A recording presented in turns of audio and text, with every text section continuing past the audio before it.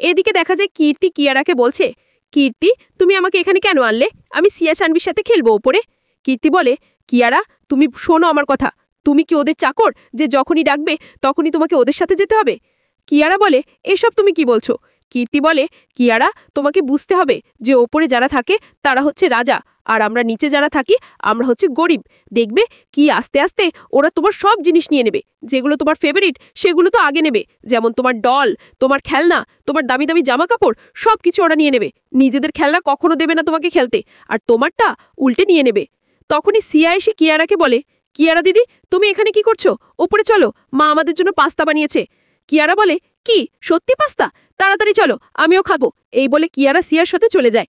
দেখা যায় কিয়ারা, সিয়া আর সানভি তিনজনে মিলে ডল হাউস খেলছিল। সিয়া বলে, কিয়ারা দিদি তুমি না সবসময় ভুল করে ফেলো, এটা এভাবে লাগালে হবে না। কিয়ারা বলে, ঠিক আছে আমি লাগাচ্ছি ঠিক করে। সিয়া বলে, ছাড়ো, তোমাকে লাগাতে হবে না, আমি লাগাচ্ছি।